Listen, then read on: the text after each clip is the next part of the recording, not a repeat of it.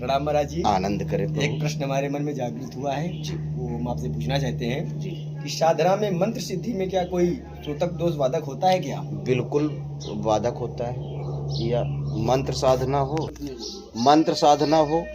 तंत्र साधना हो, योग साधना हो, जप साधना हो, इन सब में सूतक बाधक होता है।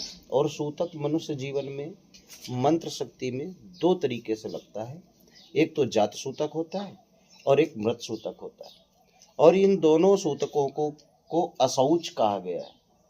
इन अशौचों को भंग किए बिना ना तो आप किसी मंत्र में सिद्धि प्राप्त कर सकते हैं, ना ही किसी तंत्र में सिद्धि प्राप्त कर सकते हैं, ना ही किसी साधना के मार्ग पर आप आगे बढ़ सकते हैं। होता क्या है? होता यूं है कि जब तक हम इसका भेदन नहीं करते, इन सूतकों का भेदन नहीं करते, तब तक किसी भी प्रकार से सिद्धि प्राप्त नहीं की जा सकती। इसके भेदन करने का एक मूल मात्र मंत्र है ओंकार। और ओंकार के साथ साथ योनि मुद्रा को स्फुटित करके जागृत करना। जब जागृत कर लिया जाता है तभी मंत्र जागृत होता है।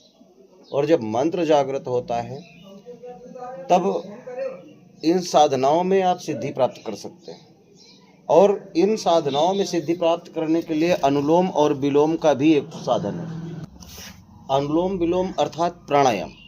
अगर प्राणायाम साधना नहीं है, आप अपने जीवन के तंत्रों को अगर साध नहीं सकते तो साधना बाधक है।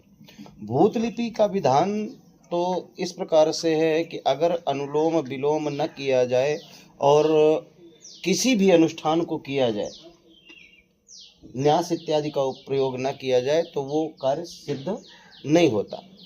इसलिए मंत्र को स्फुटित करने के लिए अनुलोम विलोम का साधन आवश्यक है। यही सूतक